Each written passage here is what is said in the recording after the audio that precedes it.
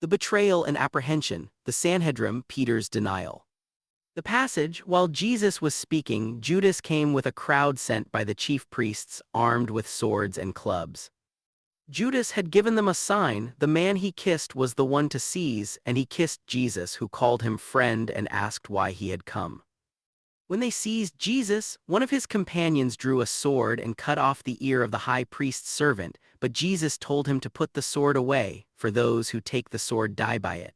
He could call on his Father for more than 12 legions of angels, but then how would the scriptures be fulfilled that this must happen?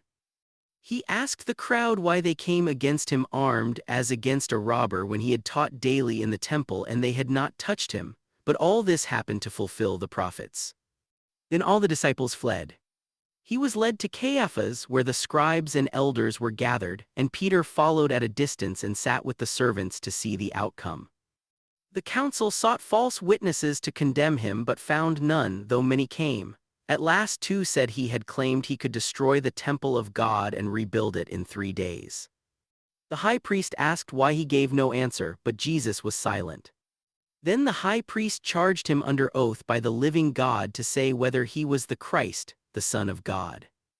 Jesus said, "Thou hast said," and added that they would see the Son of Man seated at the right hand of power, coming on the clouds of heaven. The high priest tore his clothes, called it blasphemy, and the council said he deserved death. They spat on him, struck him, and mockingly told him to prophesy who had hit him. Meanwhile Peter, sitting outside, was 3 times accused of being with Jesus and 3 times denied it, the last time with curses, and then the cock crew. Peter remembered Jesus' word that he would deny him 3 times before cockcrow and went out and wept bitterly. The main differences among the accounts concern the wounding of the high priest's servant, the young man mentioned only by St. Mark, and Mark's account of the cock crowing twice during Peter's denial. St. Luke puts the denial before the examination by the high priest.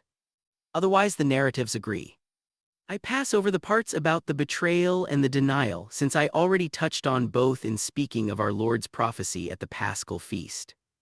I do not want the reader distracted by side events from the real object and result of the arrest, the accusation before the Sanhedrim, which every evangelist records carefully. Matthew gives the high priest's charge, "I adjure thee by the living God that thou tell us if thou art Christ the Son of God." Mark has, "Art thou the Christ, the Son of the Blessed One?" Luke adds other questions, but they all come down to the one, "Art thou the Son of God?" The answer in Matthew is, "Thou hast said, nevertheless I say unto you, hereafter shall ye see the Son of Man sitting on the right hand of power and coming in the clouds of heaven." In Mark, "I am, and ye shall see the Son of Man sitting on the right hand of power and coming in the clouds of heaven." Luke gives these words earlier with one important variation, "Hereafter shall the Son of Man sit on the right hand of the power of God," and has the mask, "Art thou then the Son of God?" And Jesus' answer, "Ye say that I am." All 3 give nearly the same verdict. Luke leaves out the tearing of the clothes, but the high priests and the council's cry, "What need we any further witness?" is common to all. I have dwelt on these points because you can see how important they are for the object of this lecture.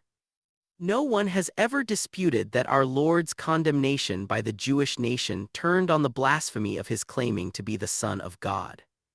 The history began with that proclamation, and it is about to end with the effects and proof of it. But the high priest's all-important question is met by an equally important answer which belongs to the very heart of the gospel. He who is the Son of God is also the Son of Man.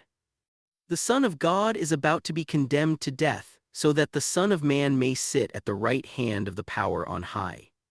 So one part of the claim the Gospels have been making throughout is now being sealed. But there is another. Another title was claimed, and another charge is to be brought. They all rose and led him to Pilate.